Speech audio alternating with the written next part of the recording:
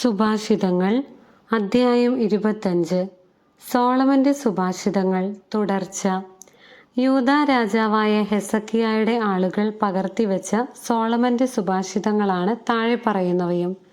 നിഗൂഢത ദൈവത്തിന്റെ മഹത്വമാണ്. രാജാക്കന്മാരുടെ മഹത്വമോ കാര്യങ്ങൾ ആരാഞ്ഞറിയുന്നതും. ആകാശങ്ങളുടെ ഉയരവും ഭൂമിയുടെ ആഴവും പോലെ രാജാക്കന്മാരുടെ മനസ്സും അമേയമാണ്. വെള്ളിയിൽ നിന്നും കിട്ടം മാറ്റി കളഞ്ഞാൽ പണിക്കാരന് പാത്രനിർമ്മാണത്തിനുള്ള പദാർത്ഥമായി. രാജസന്നിധിയിൽ നിന്ന് ദുഷ്ടന്മാരെ അകറ്റിക്കളയുമ്പോൾ സിംഹാസനം നീതിയിൽ ഉറച്ചു നിൽക്കും. രാജസന്നിധിയിൽ മുൻനിരയിൽ കയറി നിൽക്കുകയോ സമുന്നതരോടൊപ്പം സ്ഥാനം പിടിക്കുകയോ അരുത്. എന്തെന്നാൽ രാജസന്നിധിയിൽ വെച്ച് പിറകോട്ട് മാറ്റി നിർത്തപ്പെടുന്നതിനേക്കാൾ അഭികാമ്യം മുൻപോട്ട് കയറി വരിക എന്ന് ക്ഷണിക്കപ്പെടുന്നതാണ്. കണ്ടതാണെങ്കിലും ഒരു കാര്യവും കോടതിയിൽ തിടുക്കത്തിൽ ചെന്ന് വെളിപ്പെടുത്തരുത്. എന്തെന്നാൽ പിന്നീട് നീ പറഞ്ഞത് തെറ്റാണെന്ന് മറ്റൊരുവൻ തെളിയിച്ചാൽ എന്തു ചെയ്യും? അയൽക്കാരനുമായുള്ള തർക്കം പരസ്പരം പറഞ്ഞു തീർക്കുക. മറ്റൊരുവന്റെ രഹസ്യം വെളിപ്പെടുത്തരുത്. അവൻ അത് കേൾക്കാനിടയായാൽ നിന്നെ ഖണ്ഡിക്കുകയും നിനക്ക് തീരാത്ത ദുഷ്കീർത്തിയുണ്ടാവുകയും ചെയ്യും. ഉചിതമായ വാക്ക് വെള്ളിത്തകിടിൽ പതിച്ചു വെച്ച സ്വർണ്ണ നിർമ്മിതമായ ആപ്പിൾ പഴം പോലെയാണ്. ഉപദേശം സ്വീകരിക്കുന്ന കാതുകൾക്ക് ജ്ഞാനിയായ ശാസകൻ സ്വർണം കൊണ്ടുള്ള കർണാഭരണമോ കണ്ടാഭരണമോ പോലെയാണ്. വിശ്വസ്തനായ ദൂതൻ തന്നെ അയച്ചവർക്ക് കൊയ്ത്തുകാലത്ത് തണുപ്പുമായെത്തുന്ന മഞ്ഞു പോലെയാണ്. അവൻ യജമാനന്മാരുടെ മനസ്സിന് കുളിർമ നൽകുന്നു. കൊടുക്കാത്ത ദാനത്തെക്കുറിച്ച് വൻപ് പറയുന്നവൻ മഴ തരാത്ത മേഘങ്ങളും കാറ്റും പോലെയാണ്. ക്ഷമ കൊണ്ട് ഒരു ഭരണാധിപനെ അനുനയിപ്പിക്കാൻ കഴിഞ്ഞേക്കാം. മൃദുലമായ നാവിന് കടുത്ത അസ്ഥിയെപ്പോലും ഉടയ്ക്കുവാനുള്ള കരുത്തുണ്ട്. തേൻ കിട്ടിയാൽ ആവശ്യത്തിന് മാത്രമേ കുടിക്കാവൂ, അല്ലെങ്കിൽ ചെടിപ്പ് തോന്നി ഛർദിച്ചേക്കാം. അയൽവാസിയുടെ വീട്ടിൽ ചുരുക്കമായേ പോകാവൂ, അല്ലെങ്കിൽ മടുപ്പ് തോന്നി അവൻ നിന്നെ വെറുത്തേക്കാം. അയൽക്കാരനെതിരായി കള്ളസാക്ഷി പറയുന്നവൻ ഗദയോ വാളോ കൂരമ്പോ പോലെയാണ്. ആപത്കാലത്ത് അവിശ്വസ്തനിൽ അർപ്പിക്കുന്ന വിശ്വാസം കേടുള്ള പല്ലോ മുടന്തു കാലോ പോലെയാണ്.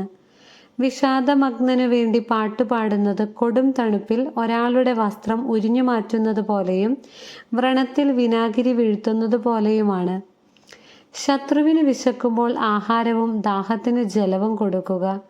അതവന്റെ തലയിൽ പശ്ചാത്താപത്തിന്റെ തീക്കനൽ കൂട്ടും. കർത്താവ് നിനക്ക് പ്രതിഫലം നൽകുകയും ചെയ്യും. വടക്കൻ കാറ്റ് മഴ കൊണ്ടുവരുന്നു. ഏഷണി പറയുന്ന നാവ് രോഷവും. കലഹക്കാരിയായ ഭാര്യയോടൊത്ത് വീട്ടിനുള്ളിൽ പാർക്കുന്നതിനേക്കാൾ മെച്ചം തട്ടിൻ പുറത്ത് ഒരു കോണിൽ കഴിഞ്ഞുകൂടുകയാണ്. ദാഹാർത്തന് ശീതജലം പോലെയാണ് ദൂരദേശത്തു നിന്നെത്തുന്ന സദ്വാർത്ത. ദുഷ്ടന് വഴങ്ങുന്ന നീതിമാൻ കലങ്ങിയ അരുവിയോ മലിനമായ ഉറവയോ പോലെയാണ്. തേൻ അധികം കുടിക്കുന്നത് നന്നല്ല. അതുപോലെ പ്രശംസയ്ക്ക് ചെവി കൊടുക്കുന്നതിൽ നിയന്ത്രണം പാലിക്കുക. ആത്മനിയന്ത്രണമില്ലാത്ത മനുഷ്യൻ കോട്ടകളില്ലാത്ത നഗരം പോലെയാണ്. അദ്ധ്യായം 26. വേനൽക്കാലത്തു മഞ്ഞും കൊയ്ത്തുകാലത്തു മഴയും പോലെ ഭോഷന് ബഹുമതി ഇണങ്ങുകയില്ല. പാറിപ്പറക്കുന്ന കുരുവിയും തെന്നിപ്പറക്കുന്ന മീവൽ പക്ഷിയും എങ്ങും തങ്ങാത്തതുപോലെ അകാരണമായ ശാപം എങ്ങും ഏശുന്നില്ല. കുതിരയ്ക്ക് ചമ്മട്ടി, കഴുതയ്ക്ക് കടിഞ്ഞാൺ, ഭോഷന്റെ മുതുകിന് വടിയും. ഭോഷനോട് അവന്റെ വിഡ്ഢിത്തത്തിനൊപ്പിച്ച് മറുപടി പറയരുത്. നീയും അവന് തുല്യനെന്ന് വരും. ഭോഷന് തന്റെ ഭോഷത്വത്തിന് തക്ക മറുപടി കൊടുക്കുക, അല്ലെങ്കിൽ താൻ ജ്ഞാനിയാണെന്ന് അവൻ വിചാരിക്കും. ഭോഷന്റെ കയ്യിൽ സന്ദേശം കൊടുത്തയക്കുന്നവൻ സ്വന്തം കാൽ മുറിച്ചു കളയുകയും അക്രമം വിളിച്ചു വരുത്തുകയുമാണ് ചെയ്യുന്നത്.